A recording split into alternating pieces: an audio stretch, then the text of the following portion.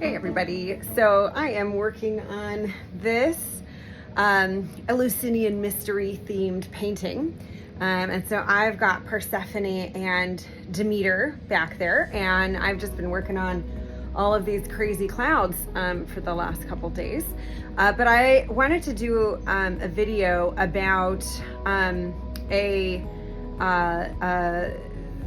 do I say this? A wet brush and a dry brush. Easy. Right? And so I have, in this kind of initial stage, and even definitely kind of through all of the white stages, these are my tools. I have, and not necessarily these two brushes, but these general types of brushes.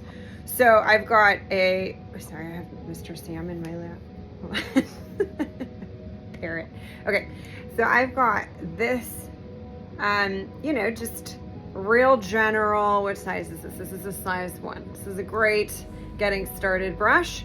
I will probably go to a much more refined brush for some of this stuff, especially once I get into some of the sequins on Demeter's outfit. And I have this guy here, Mr. Sam again. You can kind of, there you go. So I have this brush, there you are, that started out as a filbert and has over time been worn down to this kind of incredible point. Now I don't use this as a point. I use this as my dry brush because it has, here, wait, listen. It has this incredible kind of crispness, and I love it. So, and this will be very sad once it totally dies. But I love, you never want to throw some of these brushes out because brushes are inherently useful. Now, I know we've all got drawers of brushes that really could deserve to be moved on to their next life. But for the most part, these kind of brushes are really useful. So I'm going to show you what that is and how to do it, and how to kind of get a wet and a dry brush technique going for your casein or egg tempera underpainting. If you love my content and you find this helpful, subscribe, and that's super helpful for me. And I also have a Substack. It comes out weekly. It's more about kind of what my paintings are about rather than kind of like this channel is more on how to paint.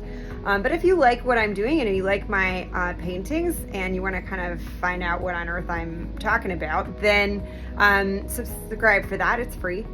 And I also teach. So I have a kind of 1 hour intro class on Etsy. So that's kind of an easy intro. Is this technique right for you? It's an hour with me where we kind of talk through your goals. I go through kind of, a one-on-one on the Mische Technique. And then, we can schedule further classes from there. I love teaching on Zoom. If you are in the Bay Area, I can also do in-person classes. So let me know if that's something you're interested in by checking out that Etsy posting. Both of these links to my Substack and my class are below. Thank you. I hope you enjoyed this video. And Mr. Sam, say hi to everybody.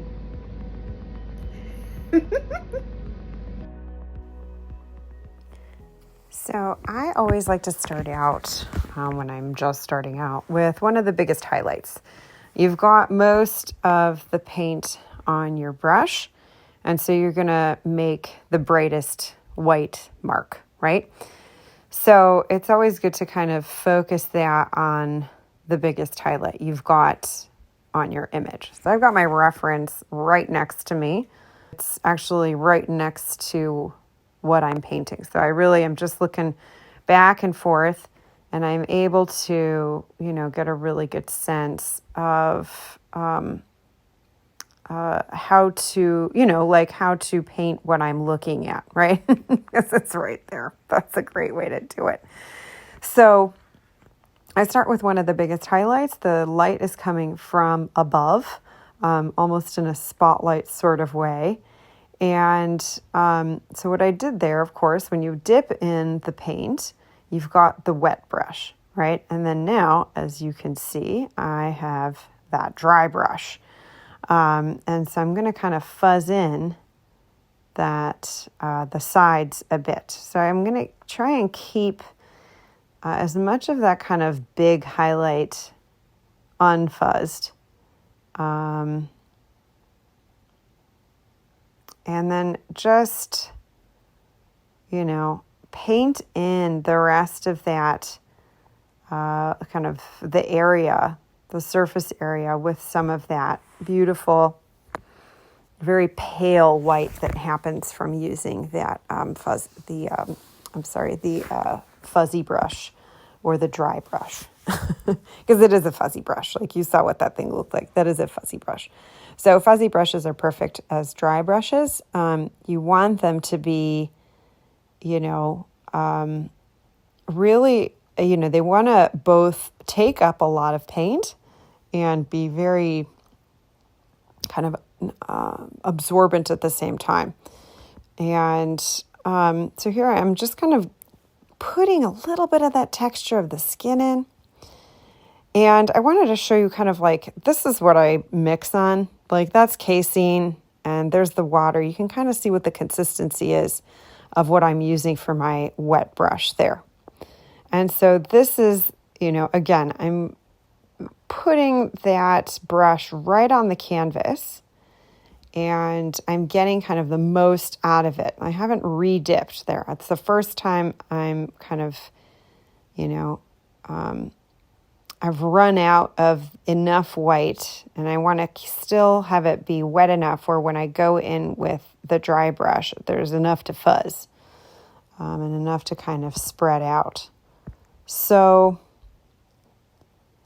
that's the kind of the combo method, right? Like you dip in your wet brush, get as much of that really bright white on there as possible, and then kind of use it until... Not quite, because we're going to do that a little bit later in the process. Like you kind of use it until it's out of paint, like I just did right there, but not all the way. You do that a little bit more later. Like I really love using this kind of combo brush method because, you're getting kind of a lot of work done and you're covering a lot of surface and you're getting a lot of that beautiful light gradient in right away.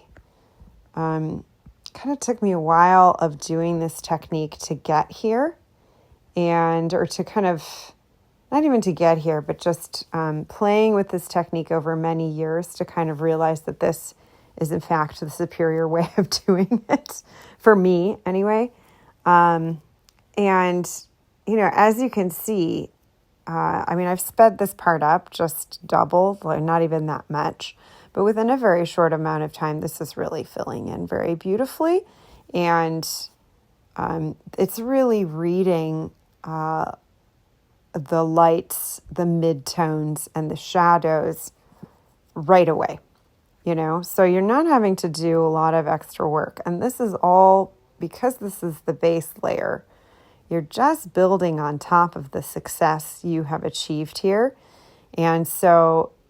getting this level of gradient, this level of definition in the bottom is only going to help you as you're moving forward in the technique with each subsequent layer. So here, I'm kind of, again, just as you dip in the white, as you dip into the white, into the casein, you're going to get that real bright highlight, just like this, right? And so as I'm continuing to paint, that paint is going to start running out. Now that is very useful. So I'm going to find places, as I've done, to continue to utilize the diminishing of paint that's happening on my brush. And then once I've kind of run out on some level, I go in with that soft brush to fuzz out and to combine and to bring together. So there's ways you do this. If you're direct painting in oil, a lot of people I know and have seen do something like this. as well. So if you're familiar with that when you're oil painting, this is very similar. And this, you get, again, it's like you get a lot of bang for your buck in doing it this way.